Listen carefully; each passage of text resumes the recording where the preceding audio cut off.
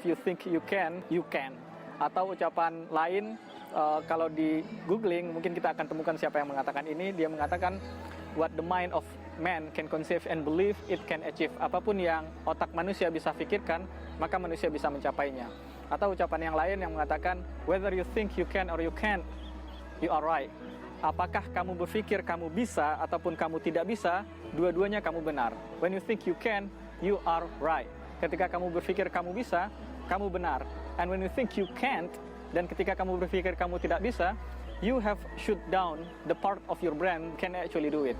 Kamu sebenarnya sudah mematikan bagian dari otakmu yang sebenarnya bisa melakukan hal tersebut. Tapi karena kamu berpikir kamu nggak bisa, maka kamu pun tidak bisa melakukannya. Kemudian selang berjalannya waktu, saya menerapkan apa yang saya baca ke dalam pikiran saya, karena memang begitulah sejatinya setiap bacaan. Saya yakin sekali bahwa segala yang saya lakukan bergantung pada saya, dan hasil yang saya dapat juga bergantung pada saya. Kalau saya berpikir saya bisa, maka saya bisa, dan kalau saya berpikir nggak bisa, ya nggak akan pernah bisa.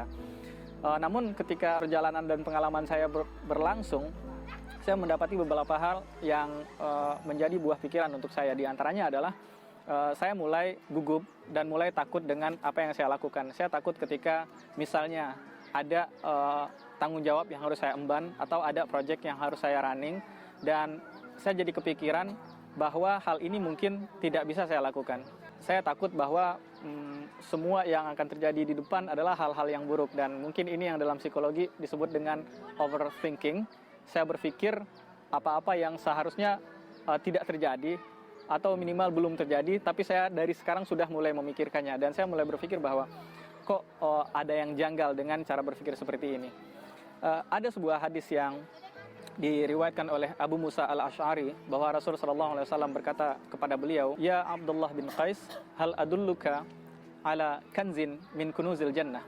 Rasul berkata kepada Abu Musa al-Ash'ari, wahai Abdullah bin Qais, nama asli dari Abu Musa al-Ash'ari, wahai Abdullah bin Qais, maukah kamu aku tunjukkan kanzun min kunuzil jannah, kantong dari kantong-kantongnya surga. Kanzun ini juga bisa berarti investasinya surga. Artinya orang-orang yang tinggal di surga, mereka sudah melakukan investasi ini ketika di dunia.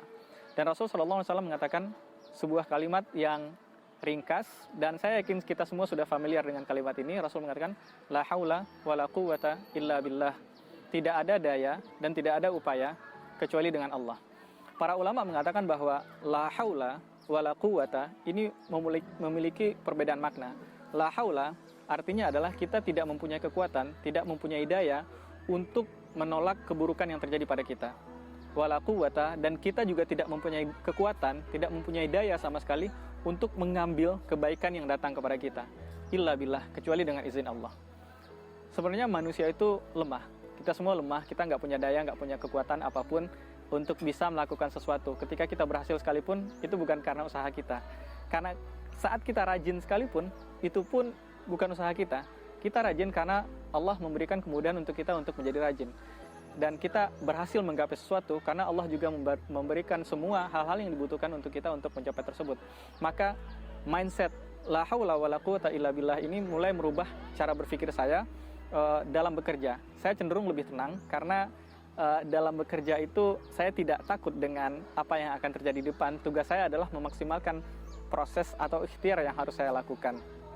Dan pada ujungnya, konsep atau mindset la haula wala quwwata illa billah ini juga merubah cara berpikir kita menyikapi hasil.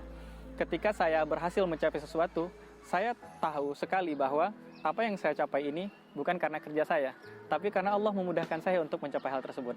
Dan ketika gagal pun, saya tidak merutuk, tidak marah, tidak sedih, tidak berlarut-larut dalam kesedihan, karena saya tahu bahwa hasil itu Allah sudah tentukan. Urusan saya adalah urusan memaksimalkan usaha, karena tugas kita adalah ikhtiar dan Allah yang menentukan hasilnya seperti apa. Ini hubungannya dengan sejarah para nabi. Ada nabi-nabi yang Rasulullah SAW mengatakan di akhirat nanti ada nabi-nabi yang bersamanya cuma segelintir orang, di bawah 10 orang. Ada nabi-nabi yang bersamanya cuma ada 10-20 orang. Ada nabi yang bersamanya ada ratusan orang. Dan kalau kita melihat sejarah Nabi Nuh itu berdakwah kepada kaumnya alfasanatin illa khamsina ama, 1000 kurang 50 tahun. Selama 9,5 abad, selama 950 tahun Nabi Nuh berdakwah kepada kaumnya, dan yang ikut kepada dakwah tersebut adalah segelintir orang. Dan ini menarik, kalau kita compare dengan ustadz-ustadz zaman sekarang, taruhlah ada Ustadz Abdul Somad, Ustadz Adi Hidayat, dan lain sebagainya, dalam dakwah yang 2 tahun, atau 3 tahun, atau mungkin 10 tahun, ustadz-ustadz ini sudah memiliki banyak pengikut, sementara Nabi Nuh, dakwah 950 tahun, dan sejarah menyebutkan hanya sedikit orang yang ikut kepada mereka. Namun, Nuh adalah seorang nabi dan nabi ulul azmi, dan ustadz-ustadz yang banyak pengikutnya selamanya tidak akan menjadi nabi.